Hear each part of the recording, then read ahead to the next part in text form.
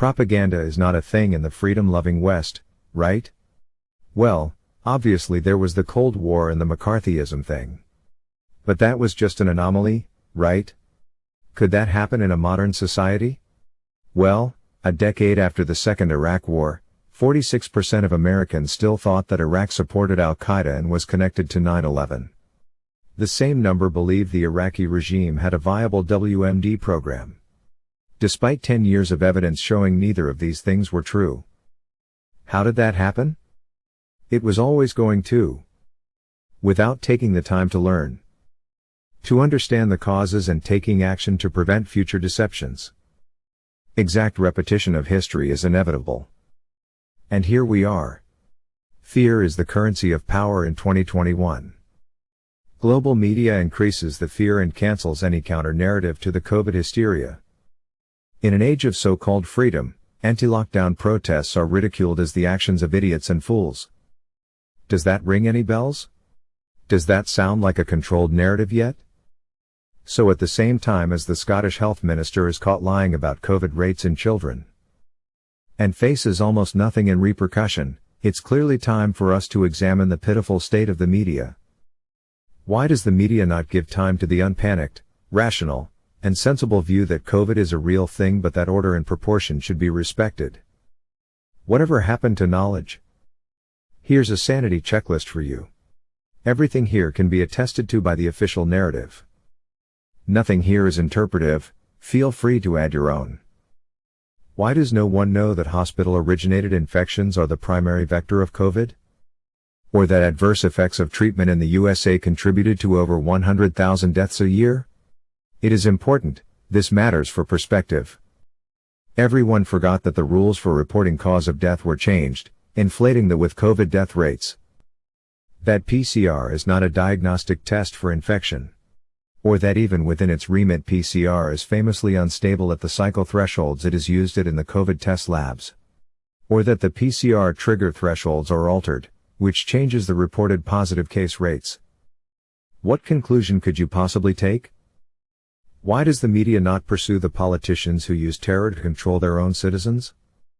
How is it acceptable that Facebook, YouTube, Twitter and Instagram blocked the obviously valid idea that the coronavirus which was first detected in Wuhan may have originated from the Wuhan Coronavirus Research Institute? How is it acceptable that all the media fell into line immediately and without dissent? The Western powers demand obligatory masks, yet countries like France had banned the wearing of religious head coverings in public? It might help, prior science suggested it does nothing, but there's the hope that it might. That's just a faith-based position.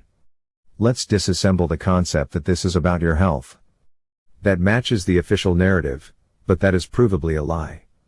Because, at the same time, you have Cosmopolitan magazine publishing this garbage under the banner, "This is healthy."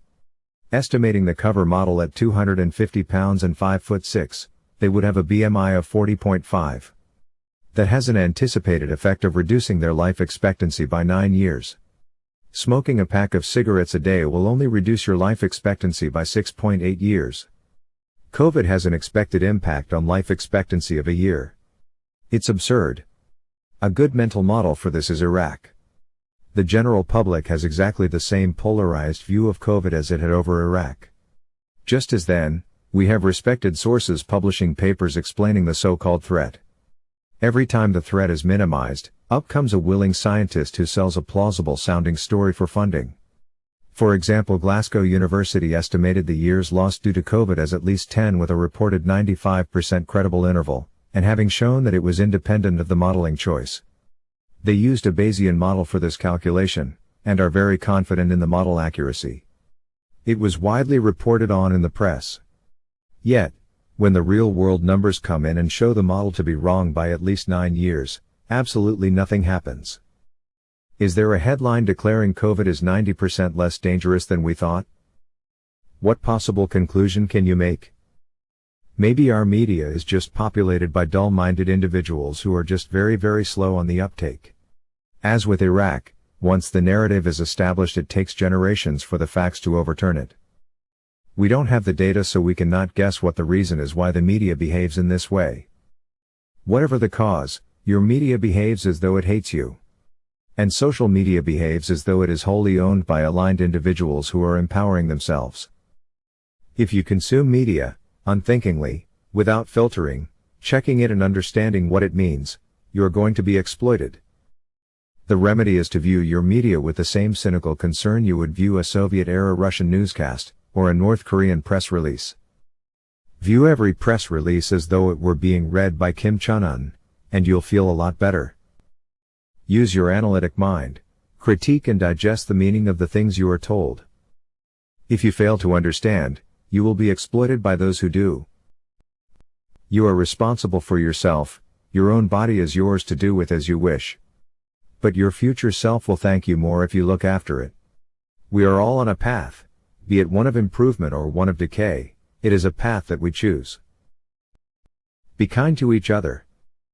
FTS